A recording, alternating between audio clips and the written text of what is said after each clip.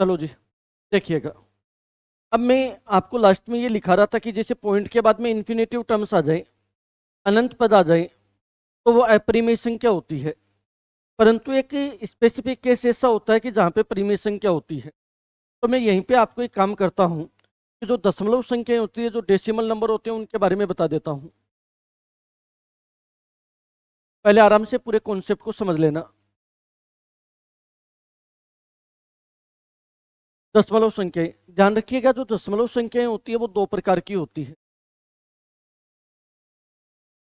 एक तो होती है शांत दशमलव संख्या, टर्मिनेट डेसिमल नंबर।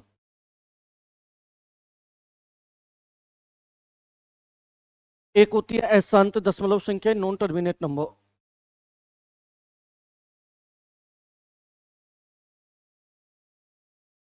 अशांत दशमलव संख्या। अब देखिएगा, शांत दशमलव संख्याएं कौन सी होती है, जैसे 2.45, 3.1, 0.23, 12.251। मतलब दशमलव के बाद में, पॉइंट के बाद में फिक्स डिजिट जहाँ पे आते हैं, जैसे यहाँ पे कितने डिजिट हैं, 2। यहाँ पे कितना डिजिट है, 1। यहाँ पे कितने डिजिट हैं, 2। यहाँ पे कितने डिजिट हैं, 3। तो दशमलव के बाद में फिक्स डिजिट आते हैं तो वो कौन सी संख्या होती है, शांत। अब एक बात बताओ, जैसे 2.45 है, पॉइंट के बाद में दो डिजिट है तो नीचे दो जीरो आ जाएंगे। 3.1 है, पॉइंट के बाद में एक डिजिट है, पॉइंट उठाओगे तो नीचे एक जीरो आ जाएगा। 0.23 है, पॉइंट के बाद में दो डिजिट है तो नीचे कितने जीरो आ जाएंगे, दो जीरो। ये जीरो से जीरो काट दूं क्या? आप कहो तो काट दें, काट दें। अरे नहीं करता है। अंतिम सार्थक अंक के इधर कितने जीरो आए उनका कोई महत्व है नहीं होता। काट मत देना कहीं। 12.251, पॉइंट के बाद में कितने डिजिट है, 3, तो नीचे कितने जीरो आएंगे। एक बात बताओ, इसका मतलब इन संख्याओं को पी अपॉन क्यू के फॉर्मेट में लिखा जा सकता है। और पी अपॉन क्यू के फॉर्मेट में लिखा जा सकता है तो वो परिमेय होती है या अपरिमेय? परिमेय होती है, रेशनल नंबर होती है। इसका मतलब जो शांत दशमलव संख्याएं हैं, टर्मिनेट डेसिमल नंबर है, वो कैसी होती है, परिमेय होती है, रेशनल होती है भैया। रेशनल नंबर होंगे, पहली बात ध्यान रखिएगा। दशमलव के बाद में, पॉइंट के बाद में फिक्स नंबर होते हैं, वो हमेशा ही पी अपॉन क्यू के फॉर्मेट में लिखी जा सकती है। और पी अपॉन क्यू के फॉर्मेट में लिखी जा सकती है, इसका मतलब वो रेशनल नंबर होगी। फिर बात को समझिएगा, अशांत दशमलव संख्या, non terminate decimal number. Example के तौर पे बात करें, जैसे आता है 2.45321। ये दो डॉट का मतलब होता है आगे तक जा रहा है। जैसे 0.3333, ये भी आगे तक जा रहा है। जैसे 12.87562, दो डॉट ये भी आगे तक जा रहा है। जैसे 16.666, ये भी आगे तक जा रहा है। इसका मतलब दशमलव के बाद में इन्फिनेटिव टर्म्स तक जाए, अनंत पदों तक जाए, इसका मतलब वो नॉन टर्मिनेट डेसिमल नंबर होता है, अशांत दशमलव संख्याएं होती। लेकिन ये अशांत दशमलव संख्याएं फिर दो प्रकार की होती। फिर दो प्रकार की कौन कौन सी होगी, देखिएगा। ये खुद दो प्रकार की होगी। एक तो होगी आवर्ती वाली, मतलब रिपीटेशन वाली। एक होगी अनावर्ती वाली, मतलब नॉन रिपीटेशन वाली। ये तो होगी रिपीटेशन वाली, ये हो जाएगी नॉन रिपीटेशन। एक तो आवर्ती और एक अनावर्ती। रिपीटेशन कैसे, जैसे आपके पास में आ जाएगा कि 12.2121 ये चल रहा है। जैसे आ जाएगा 0.3333, ये चल रहा है। जैसे आ जाएगा 24.5777, ये चल रहा है। यदि दशमलव के बाद कहीं ना कहीं एक निश्चित संख्या का रिपीटेशन स्टार्ट हो जाए, जैसे आप नोटिस कर सकते हो 2121 रिपीट हो रहा है। आप नोटिस कर सकते हो 33 रिपीट हो रहा है। आप नोटिस कर सकते हो 7 7 रिपीट हो रहा है। इन्फिनेटिव टर्म्स है, इसका मतलब अशांत नॉन टर्मिनेट नंबर तो है। लेकिन नॉन टर्मिनेट में कौन सी है, रिपीटेशन या नॉन रिपीटेशन? रिपीटेशन वाली है, आवर्ती वाली संख्याएं हैं। परंतु एक बात तो सोचना, जैसे इसके एग्जाम्पल की बात करूं तो 24.35126, जैसे 0.73521, कोई फिक्स रिपीटेशन नहीं हो रहा। इन्फिनेटिव टर्म से कोई रिपीटेशन नहीं है, इसका मतलब ये अशांत अनावर्ती वाली संख्या है, नॉन रिपीटेशन नंबर है। अब प्लीज बात पे गौर करना, अशांत दशमलव संख्याओं में जो नॉन रिपीटेशन होती है ना, वो हमेशा अपरिमेय संख्या होती है, इरेशनल नंबर होती है। क्यों? क्योंकि उनको पी अपॉन क्यू के फॉर्मेट में नहीं लिखा जा सकता। इरेशनल नंबर होगी, अपरिमेय संख्या होगी। परंतु यदि दशमलव के बाद में, पॉइंट के बाद में, भाई साहब को बोलिएगा, देखे आपको देखना अच्छा नहीं लगता क्या? और भी तो बहुत कुछ देखते हो, इधर भी देख लो। माना कि आपको जो सुकून मिलता है वो इधर है, अब तो देख ले। नीचे नीचे देख रहा है, कहाँ नहीं जाएगा, कुछ भी कहीं नहीं जाना, देख ले इधर यार। वो जो संत महात्मा होते हैं वो ध्यानमग्न करते हैं ना कभी कभी, राधे राधे, देख ले बेटा, भला हो जाए कहीं। अब सुनो, हाँ जी, देखिएगा, मैं ये बता रहा था, कोई फिक्स रिपीटेशन नहीं होता है और इन्फिनेटिव टर्म्स है तो उसको पी अपॉन क्यू के फॉर्मेट में नहीं लिखा जा सकता। और पी अपॉन क्यू के फॉर्मेट में नहीं लिखा जा सकता, इसका मतलब वो अपरिमेय संख्या होती है, इरेशनल नंबर होती है। परंतु वेरी वेरी इंपॉर्टेंट बात है कि दशमलव के बाद में यदि फिक्स संख्या का रिपीटेशन हो, फिक्स संख्या का रिपीटेशन होने का मतलब वो आवर्ती वाली है, और आवर्ती वाली जो संख्याएं होती है वो हमेशा परिमेय संख्याएं होती है, रेशनल नंबर होते हैं। रेशनल नंबर होगा, परिमेय संख्या होगी। अब आपके माइंड में एक क्वेश्चन बनेगा कि सर यदि रेशनल नंबर है तो इसका मतलब इसको पी अपॉन क्यू के फॉर्मेट में लिखा जा सकता है, फिर इसको पी अपॉन क्यू के फॉर्मेट में कैसे लिखेंगे? या आपको ये लगेगा कि सर ये भी तो इन्फिनेटिव टर्म्स तक ही जा रहा है, रिपीटेशन हुआ तो क्या हुआ?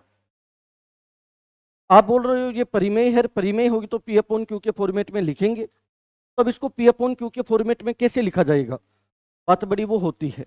तो देखिएगा इसको पी अपॉन क्यू के फॉर्मेट में कैसे लिखते हैं, सुनो आराम से, फिर एक साथ लिख लेना सब बातों को।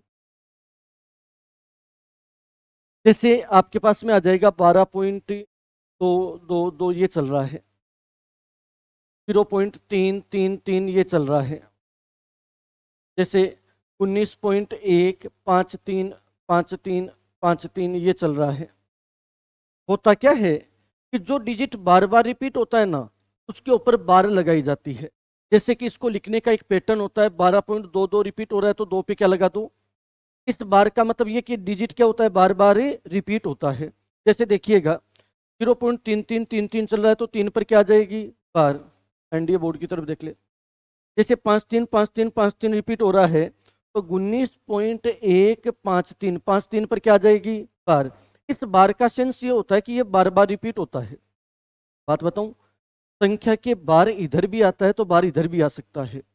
जैसे आपके सामने एक एग्जांपल रखता हूं, 5.25 इधर बार आता है, इसका मतलब क्या होता है? बदलते पैटर्न, बदलते टाइप, बदलते क्वेश्चन है। छोटी छोटी बातों पे गौर करोगे तब जाके समझ में आएगा। पॉइंट के इधर बार आने का मतलब तो ये डिजिट बार बार रिपीट होता है, और पॉइंट के लेफ्ट साइड में बार आ जाए तो इसका मतलब क्या हुआ? इसका मतलब ये होता है कि ये 5 नेगेटिव नंबर होगा और उसमें जुड़ा हुआ होगा 0.25। अब -5 में +0.25 करोगे तो 0.25 तो कैंसिल हो जाएगा, तो माइनस का कितना आ जाएगा? 4.75। ध्यान रखना, इधर बार आता है ना, इसका मतलब वो नेगेटिव नंबर होता है। अब देखिएगा, हम इस कॉन्सेप्ट के ऊपर बात कर रहे थे। अब आपको पता है कि दशमलव के बाद में जो बार बार रिपीट होता है उसके ऊपर बार लगा दी। अब बार हटाने का एक नियम होता है, बार हटाने का नियम। बार हटाने का नियम क्या बोलता है कि कुल संख्या माइनस बिना बार बटा जितने डिजिट, जितने अंकों पर बार है उतने नो, और शेष 0। आराम से आपके समझ में आ जाएगा, कोई ज्यादा बड़ी बात नहीं है। कुल संख्या माइनस बिना बार बटे जितने अंकों पर बार उतने नो, शेष 0। आप बोलोगे सर कैसे अप्लाई करें? देखना, मैं 1 बाय 1 एग्जाम्पल ले रहा हूं भैया। पहला एग्जाम्पल ले रहा हूं, 12.2 पे बार है। एक बात बताऊं क्या, पॉइंट के इधर वाला तो कंप्लीट होता है। जैसे एक चीज सोचना कि कहीं पे ऐसे लिखा हुआ है 24.75, इसका मतलब 24 तो पूरा है और उसमें कितना जुड़ा हुआ है, 0.75। कहीं ऐसे आ जाए जैसे 13.45, इसका मतलब 13 तो पूरा है, उसमें कितना जुड़ा हुआ है, 0.45। इसका मतलब आप एक बात बोल सकते हो कि 12 तो पूरा है, इसमें जुड़ा हुआ है 0.2 बार। हमें केवल इससे मतलब है, इधर वाले से कोई मतलब नहीं है। अब इसको सोल्व करते हैं, देखो कैसे करेंगे। कुल संख्या 2 है, माइनस बिना बार कुछ है क्या, बिना बार कुछ है क्या, नहीं है। बटे जितने अंकों पर बार उतने नो, कितने अंकों पर बार है, एक अंक पर बार है तो एक नो आ जाएगा, तो 2/9 आ गया, साइड में 12 था तो 12 वापस लिख देंगे। आंसर कितना आ जाएगा, 12 से 2/9। क्या ये पी अपॉन क्यू का फॉर्मेट है, और पी अपॉन क्यू का फॉर्मेट है, इसका मतलब ये रेशनल नंबर होता है या इरेशनल, रेशनल नंबर परिमेय संख्या होती है। अगला एग्जाम्पल देखिएगा, 0.3333, तो 3 पर बार लगा दी, इधर तो 0 है, वैसे भी कोई लेना देना नहीं है। कुल संख्या 3 आ जाएगी, बिना बार कोई है नहीं, एक अंक पर बार है तो एक नो आ जाएगा, शेष कोई अंक है नहीं। 3 3 9 तो होता है ना भैया, कितना आ जाएगा, 1/3। जैसे देखिएगा, आपके पास में लिखा हुआ है 19.153, 5 3 पर बार है भैया। अब देखिएगा 19 तो पूरा है, इसको तो साइड में लिख लो, 0.153, 5 3 पर बार। अब देखो कुल संख्या कितनी है, 153। अरे 153 तो है ना, कुल संख्या 153 माइनस बिना बार क्या है, एक। कितने अंकों पर बार, तो 2 अंकों पर बार, तो 2 नो आ जाएंगे। शेष कितना अंक बच गया, एक बच गया, तो एक जीरो आ जाएगा। प्लीज गौर करना, कुल संख्या माइनस बिना बार, कितने अंकों पर बार उतने नो, और शेष जितने अंक बच गए उतने ही जीरो। 153 में से एक घटाओ, 152, इसकी वैल्यू आ जाएगी 19 सही 152/990। करता है तो काट सकते हो, करता है तो काट सकते हो। इसका मतलब इसको पी अपॉन क्यू के फॉर्मेट में लिखा जा सकता है। एक एक एग्जांपल और देता हूं, फिर मैं आप लोगों से करवाऊंगा। देखो, जैसे मान लो आपके सामने आ जाएगा कि 25.4 3 2 2 2 ये चल रहा है, सपोज करो। इसका सरलतम रूप लिखना है। अब पहले तो इसको बार में कन्वर्ट कर देता हूं, 2 2 रिपीट हो रहा है तो 2 पे क्या लगा दूं, बार। अब ये 25 तो पूरा है, तो इससे तो कोई लेना देना ही नहीं है, हमें तो इससे मतलब है। कुल संख्या कितनी, 432, माइनस बिना बार क्या है, 43 है, बिना बार क्या है, 43। कितने अंकों पर बार उतने नो, कितने डिजिट पर बार, एक नो आ जाएगा। शेष कितने अंक बच गए, तो 2 जीरो आ जाएंगे भैया। 432 में से 43 माइनस कर दो,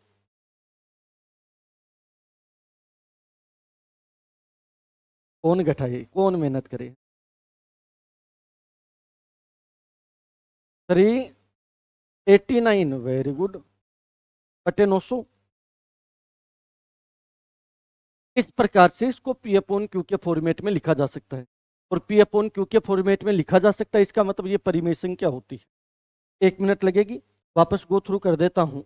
हम बात करें डेसिमल नंबर, दशमलव संख्याएं कितने प्रकार की, तो एक तो होती है टर्मिनेट और एक नॉन टर्मिनेट, एक तो शांत और एक अशांत। शांत दशमलव संख्याएं कैसी होती है, परिमेय होती है। अशांत दशमलव संख्याएं फिर 2 प्रकार की होगी, एक तो रिपीटेशन होगा और एक रिपीटेशन नहीं होगा। रिपीटेशन होता है वो तो क्या होती है, और रिपीटेशन नहीं होता है वो क्या होती है, अपरिमेय, इरेशनल नंबर। अब परिमेय क्यों होती है, क्योंकि उनको पी बटा क्यू के रूप में लिखा जा सकता है।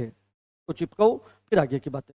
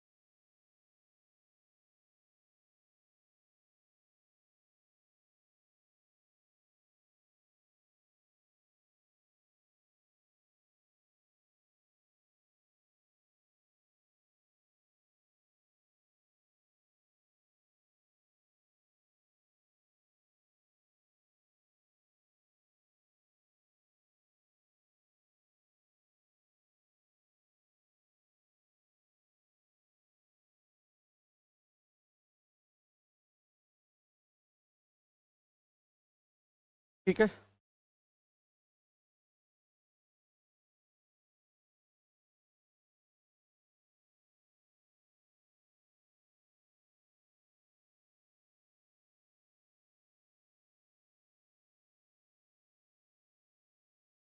ठीक है, क्या सब हो गया क्या?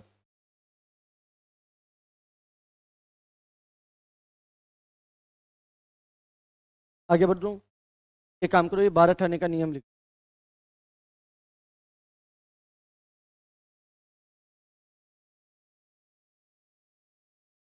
12 ठाने का नियम लिखो।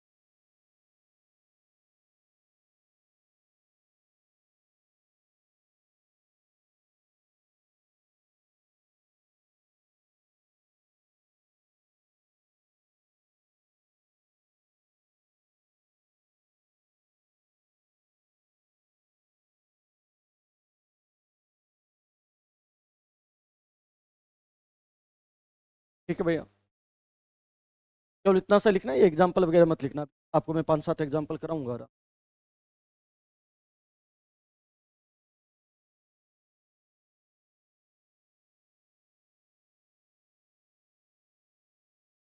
ठीक है, आगे बढ़ा जाए।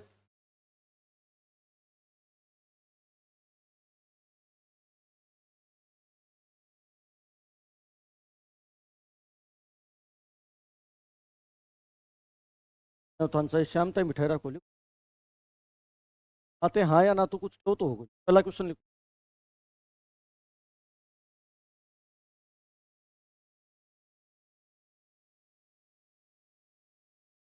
दूसरा क्वेश्चन।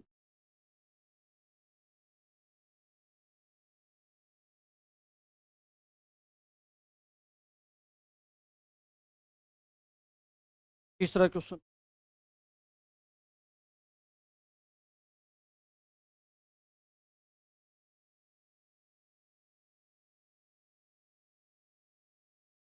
चौथा क्वेश्चन।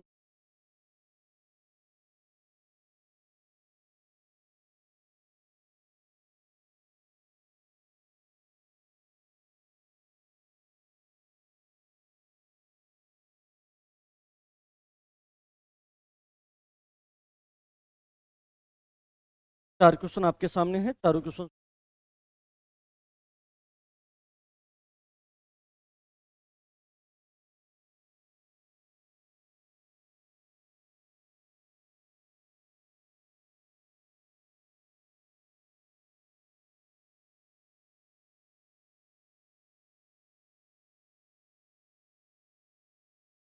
पर जो टेस्ट लगे, प्रतिशत लाभानी है, असमान, साधारण ब्याज है, का नंबर सिस्टम बता दिया जाएगा।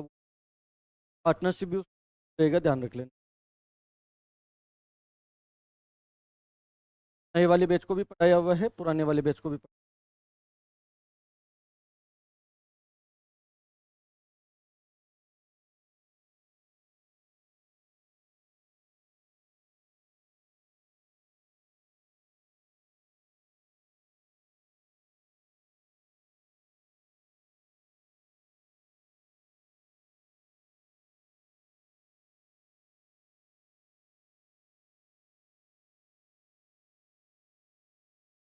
हो गया क्या?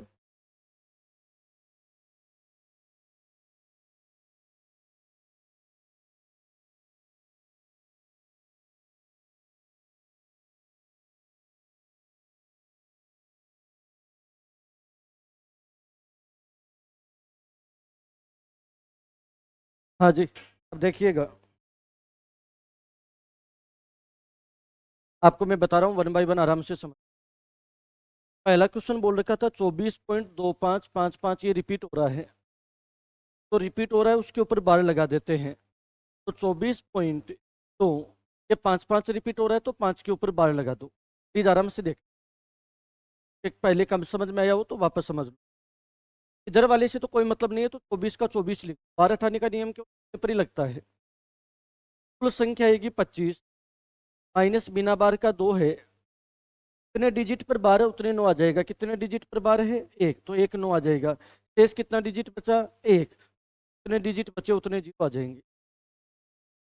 कुल संख्या माइनस बिना बार, कितने डिजिट पर बार उतने 9, जितने डिजिट बच गए क्या आ जाएंगे, 25 में 2 घटाओ 23, तो इस सही 23 बट्टे कितना आ जाएगा 90। ये भी डाउट हो तो बोलिए। ठीक है, अगला क्वेश्चन लीजिएगा। 13.9252525 है, तो 25 के ऊपर क्या लगा दो, बार। ठीक है, 13 से तो कोई लेना देना नहीं है, ये तो है जैसा जैसे आएगा। संख्या 925 है, बिना बार 9 है, दो अंकों पर बार है तो दो 9 आ जाएंगे, एक अंक बच गया तो एक 0 आ जाएगा। 925 में 9 घटाओ 916, 916 बट्टे 990 आ जाएगा। क्या आप 2 से काट सकते थे, 2 से काटते तो यहाँ पे कितना आ जाता, 458 आ जाता क्या। ठीक है, और यहाँ पे कितना आ जाता, 495 आ जाता। 13 से ही 458 बट्टे 495 ये उत्तर आ जाएगा। अपनी ईमानदारी से बताइएगा किसके समझ में।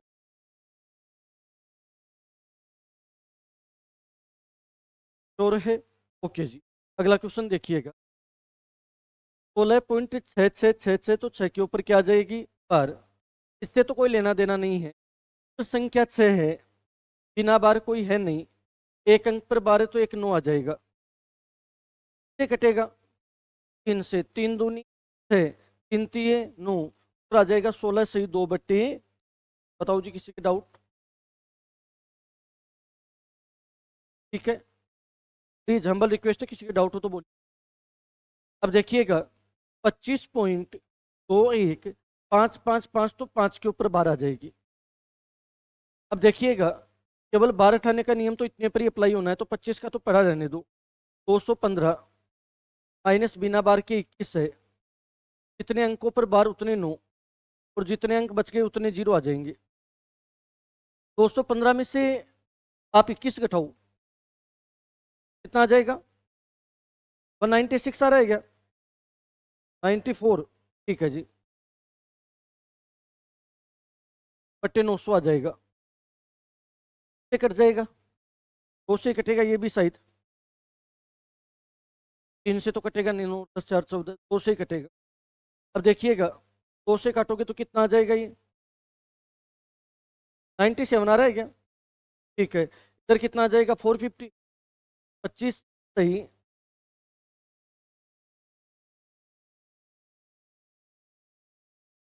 क्या यहाँ तक की बातें क्लियर है। प्लीज आराम से देखना, किसी डाउट लगे कोई बात पूछनी। और पक्की बात है, तो आपको एक बात समझ में आई होगी कि पॉइंटों के बाद में एक निश्चित संख्या का रिपीटेशन होता है, तो उसको पी अपॉन क्यू के फॉर्मेट में लिखा जा सकता है। कैसे लिखा जा सकता है वो मैंने आपको बताया। ठीक है, हम पढ़ रहे थे टाइप्स ऑफ नंबर, संख्या के प्रकार। नेचुरल नंबर पढ़ लिया था, होल नंबर पढ़ लिया था, रेशनल नंबर पढ़ लिया है, इरेशनल नंबर पढ़ लिया है। अब आगे की बात स्टार्ट करते हैं। भाज्य संख्या, इंग्लिश में कंपोजिट नंबर बोलते हैं, कह रहे।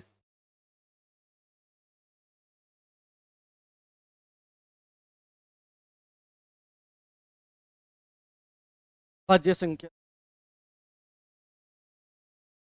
इसमें कोई खास बात नहीं होगी, नॉर्मल सी दो बात मुझे बतानी है। एक होगी अभाज्य संख्या, प्राइम नंबर। इसमें खूब सारी बातें हैं, लगभग कल का भी पूरा दिन यही लेगा भाज्य संख्या। भाज्य संख्या की बात करें तो जनरली सीधा सीधा सा स्टेटमेंट है। ओरिजिनल डेफिनेशन न बता करके पहले आप जो पढ़ते हो जनरली वो डेफिनेशन बता रहा हूं।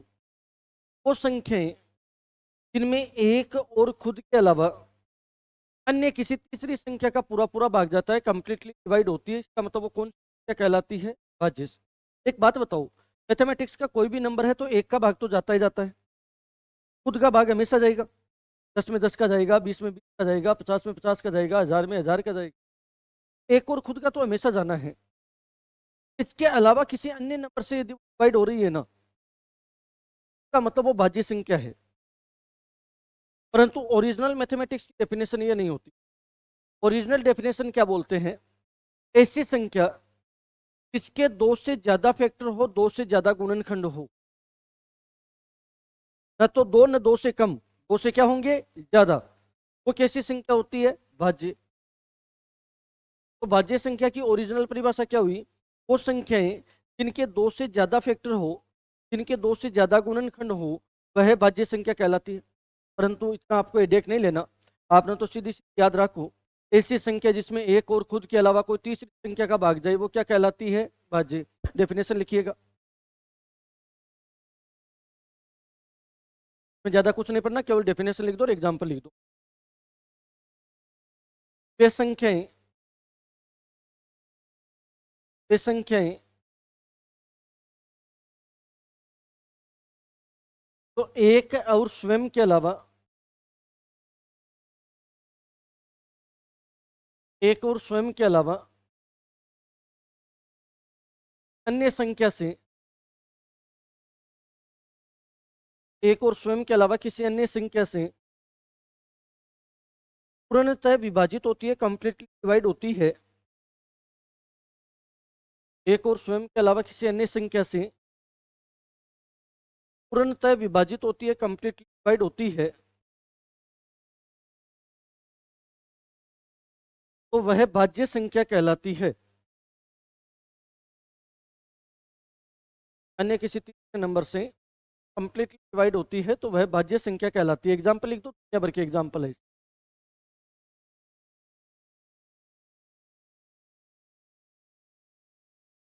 नहीं, एग्जाम्पल लिखो। एक बात बताओ, जैसे चार है, चार में एक और चार के अलावा किसी अन्य नंबर का भाग जाता है क्या, ठीक है। एक और आठ के अलावा का भी, एक और 10 के अलावा पांच का, एक और 15 के अलावा तीन का, एक और 24 के अलावा दो का, तो एक और खुद के अलावा किसी अन्य नंबर का भाग जाता है तो वो भाज्य संख्या कहलाती है। ब्रैकेट में तो लिखना चाहो तो लिख लेना कि दो से ज्यादा गुणनखंड हो, दो से ज्यादा फैक्टर हो। ब्रैकेट में लिख देना, दो से ज्यादा गुणनखंड हो,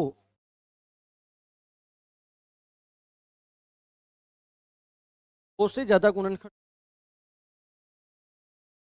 ठीक है। अब भाज्य संख्या की परिभाषा भी लिख दो पहले तो, फिर बातें बताना स्टार्ट करता हूँ। अब भाज्य संख्या प्राइम नंबर, वे संख्याएं, वे संख्याएं, वे संख्याएं जिनमें केवल एक और खुद का भाग जाए, एक और स्वयं का भाग जाए,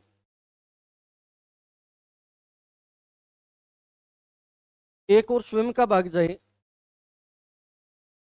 ब्रैकेट में लिख देना, केवल दो गुणनखंड हो, केवल दो गुणनखंड हो, न तो दो से कम और न दो से ज्यादा, केवल दो गुणनखंड हो, ब्रैकेट बंद कर देना, वह भाज्य संख्या कहलाती है, प्राइम नंबर कहलाता है।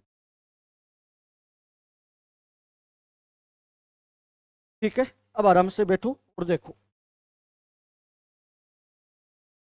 मैं प्राइम नंबर के एग्जांपल्स की बात स्टार्ट करता हूं पहले। दो, तीन, पाँच, सात, 11, 13, 17, 19, 23, 30, 31, 33, 41, 43, 43, हो गई क्या 15।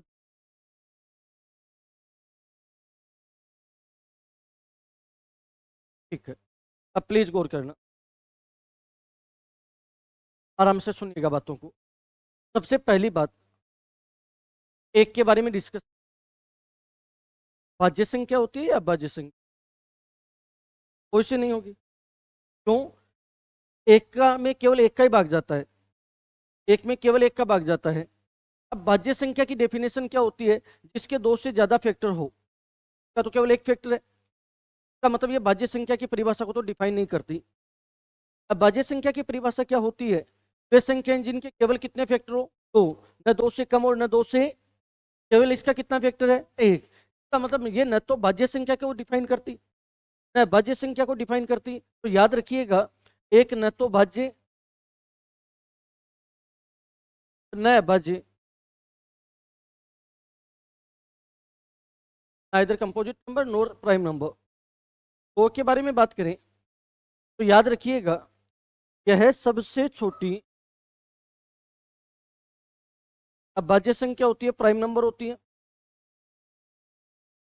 तथा एकमात्र समभाज्य संख्या इवन प्राइम नंबर होता है। एकमात्र समभाज्य संख्या इवन प्राइम नंबर। तो ऐसी अभाज्य संख्या जो इवन नंबर भी हो, सम संख्या भी हो, केवल क्या होती है, दो। इसके अलावा ऐसी कोई सम संख्या इवन नंबर नहीं है जो अभाज्य हो। अभाज्य संख्या केवल दो ही होती है।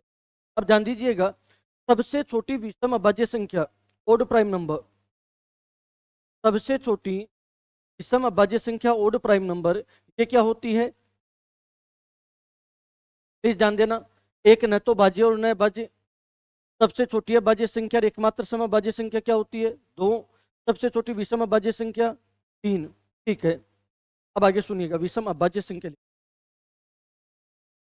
Odd prime number. अब सुनो आगे की बातें। यदि आगे की चर्चा करें तो ध्यान देना, सबसे पहली बात, 1 से लेकर के 25 तक कितनी अभाज्य संख्याएं हैं, उनका योगफल क्या होगा। 1 से 50 तक कितनी अभाज्य संख्याएं हैं, उनका योगफल क्या होगा। फटाफट करो देखिए, पहले एग्जाम्पल लिखना, ये बातें लिखना। 1 से 25 तक अभाज्य संख्या कितनी है, योगफल कितना है देखना। 1 से 50 तक अभाज्य संख्या, फिर योगफल कितना देखना फटाफट।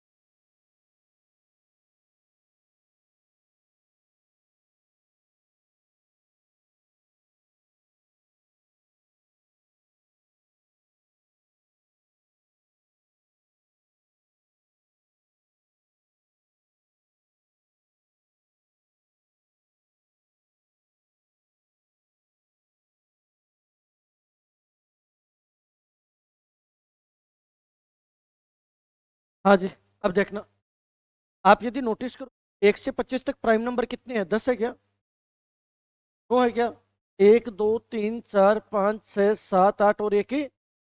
1 से 25 तक ध्यान रखना प्राइम नंबर 9 है, और उनका टोटल होगा 100।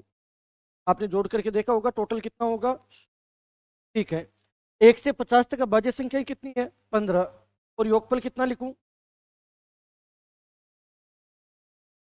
328। प्लीज ध्यान देना, 1 से 25 तक प्राइम नंबर 9 है, इनका टोटल कर लेना 100 आएगा। 1 से 50 तक प्राइम नंबर 15 है, योगफल कर लेना 328 आएगा। यहां तक तो जा चुके हैं। 1 से 50 तक के प्राइम नंबर का टोटल पूछा जा चुका है। इसका मतलब अगला और पेपर बेकार बनाना चाहिए तो 1 to 75 तक पूछ सकता है, और 1 to 100 तक भी पूछे जा सकते हैं। याद रखिएगा, कल का आपका काम रहेगा 1 to 75 तक टोटल नंबर कितने, उनका टोटल कितना, और 1 to 100 तक टोटल नंबर कितने और का टोटल कितना, ये काम आपका रहेगा। 1 to 25, 1 to 50, 1 to 75 और 1 to 100। 1 से 100 तक का आप लोग ध्यान में रखो, क्या पता कब किस प्रकार से क्वेश्चन घुमा फिरा के दे दें, तो आप लोगों को ये करना आना चाहिए। ठीक है, आगे बढ़ा जा सकता है। ये दोनों काम कल आप लोग करके लेके आओगे। 1 to 75 तक कितने होते हैं, 50 तक तो मैंने बता रखे हैं, और 1 to 100 तक कितने होते हैं। इतना हिंट दे देता हूँ, यहाँ तक 25 होंगे टोटल। टोटल कितने होंगे, 25। आगे आप लोग करते रहना। आगे बढ़ सकता हूँ क्या, अब देखो,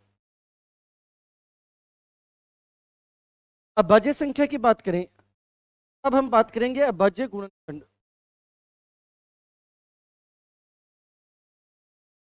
प्राइम फैक्टर्स।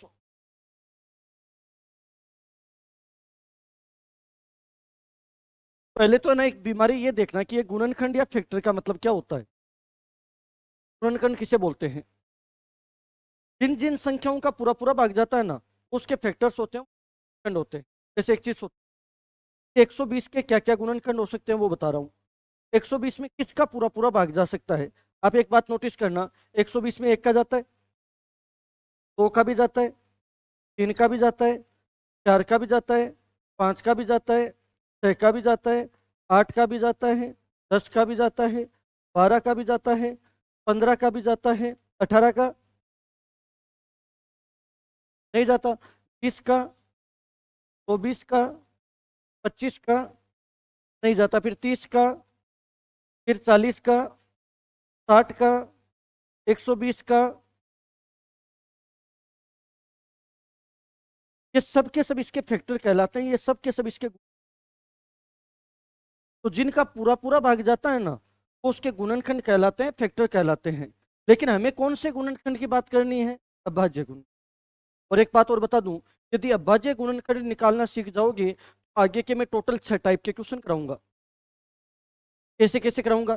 पहले अभाज्य गुणनखंड, उनकी मदद से टोटल गुणनखंड, उनकी मदद से इवन फैक्टर सम गुणनखंड, उनकी मदद से विषम फैक्टर और गुण जो फैक्टर्स होते हैं वो।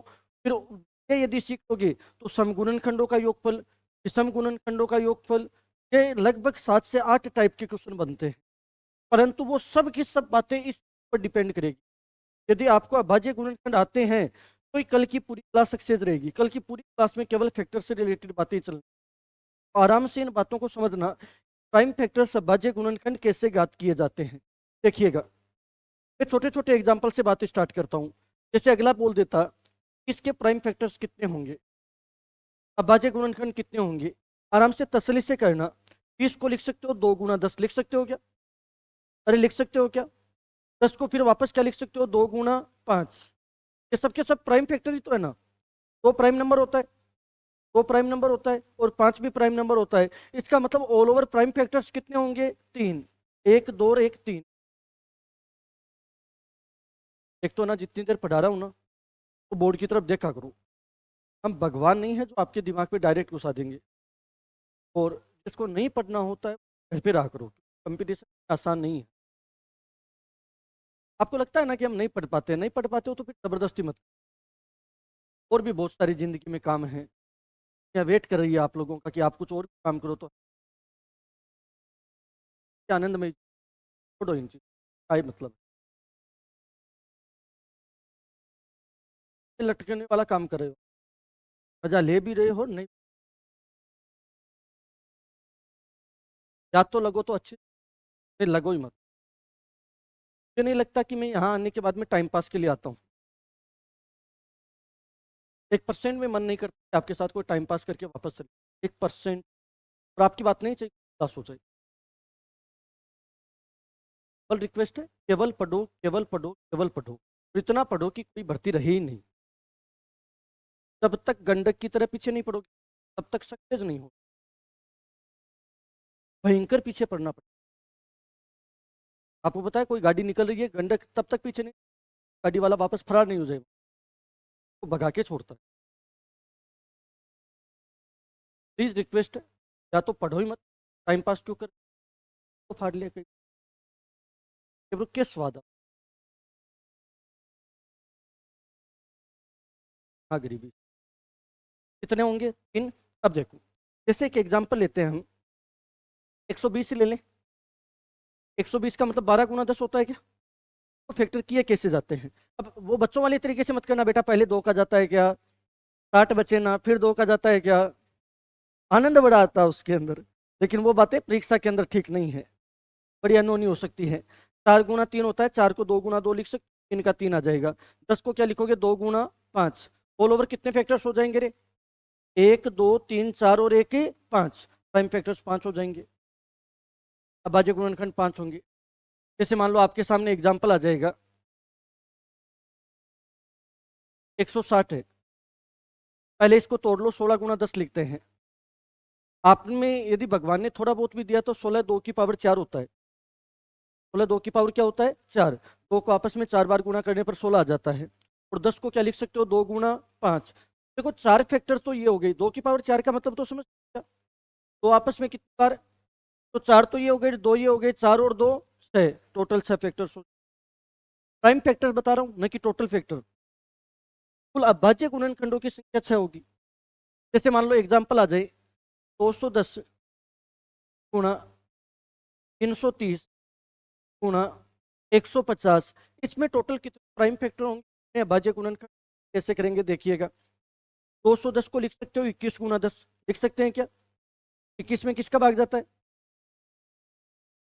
पता होगा किसी का, तो जाता ही है। क्या जाता है? 3 का। कितनी बार? 7 में 7 का ही जाएगा। 10 को क्या लिखोगे? 2 × 5 के जी। 330 को 33 × 10 लिख दूं क्या? 33 में किसका जाता है? 3 का। कितनी बार? 11 में 11 का ही जाएगा। 10 को क्या लिखो? 2 × 5। 150 को 15 × 10 लिख लो। 15 का मतलब 5 दिए 15 ही तो होता है ना। 10 का मतलब क्या होगा? 2 × 5। टोटल प्राइम फैक्टर्स कितने हो गए, गिनो देखे। 2 2 4 2 6 2 8 2 10 और 2 कितने होंगे? 12। एक तो इस प्रकार का सिंपल क्वेश्चन आता है, तो आजकल परीक्षा में नहीं पूछा जाता, सही भी है। लेकिन ये आएगा तभी आगे वाला काम कर पाएंगे, नहीं तो आगे का काम नहीं कर पाएंगे। आपने अच्छे से हेडिंग डाली होगी, बाजे गुणनखंड याद करना।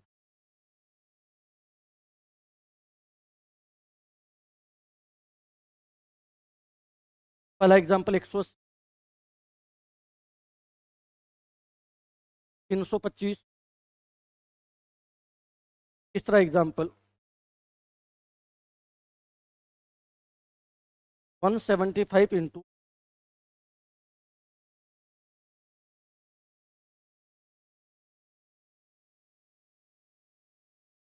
नंबर 4।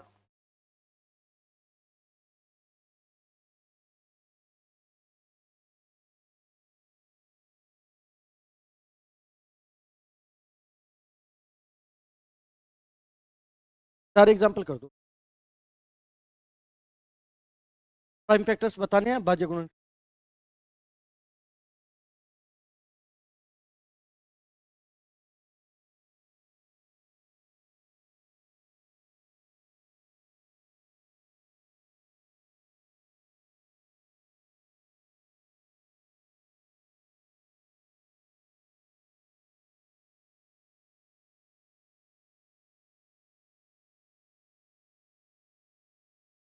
ठीक है ना, मौसम का ध्यान रखो।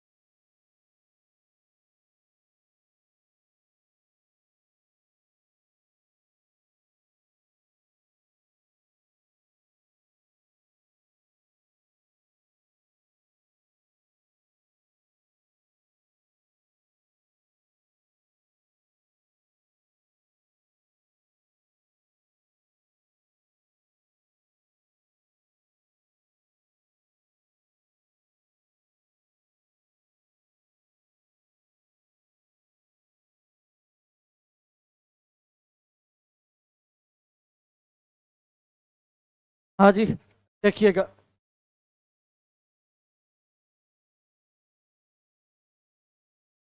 मेरा फिर वही सिंगल लाइन का स्टेटमेंट है, जिसको पढ़े नहीं आते वो गणित नहीं। दुनिया की कोई ताकत नहीं जो आपको गणित, कोई भी नहीं, भगवान भी आ जाए तो वो भी हाथ जोड़ देगा कि भाई साहब मेरे बस की बात कौन। पक्की बात है, बार तो तेरा हनुमान जी ने उतार दो ने, है हनुमान जी अब थे सिखा दो तो भी हाथ जोड़ देगा थारे।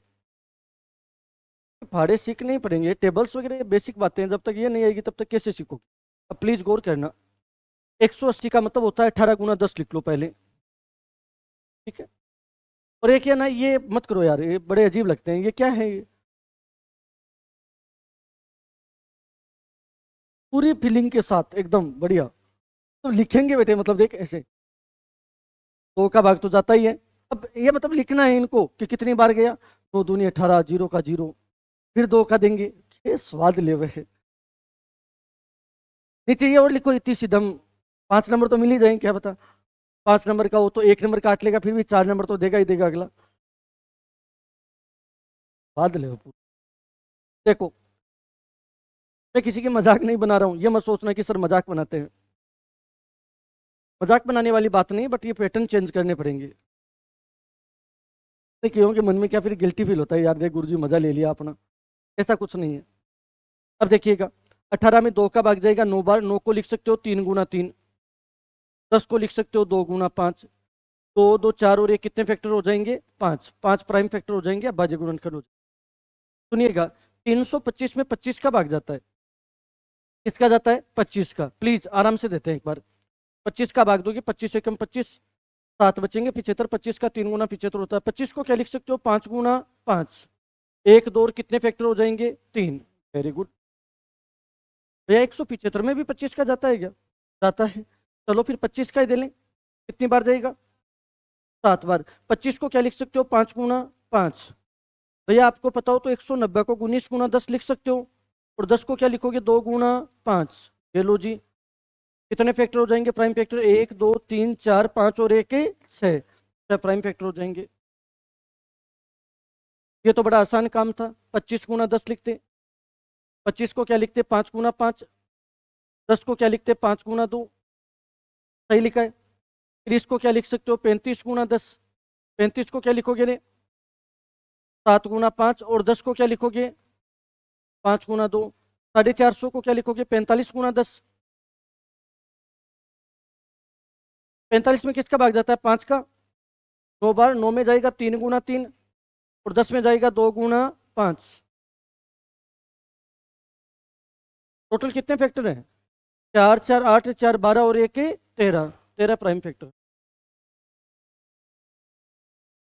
ये ऐसा टाइप है जो परीक्षा में कभी नहीं आता। हम्म, नहीं आता, बल्कि हकीकत है यार, अब मैं क्या करूं, आजकल नहीं आ रहा है टाइप। लेकिन ये यदि टाइप आपको आता है तो आगे वाले क्वेश्चन करने के लिए बड़ी सहूलियत रहेगी। अब प्राइम फैक्टर का दूसरा टाइप कैसे पूछा जाता है, मैं उसके बारे में डिस्कस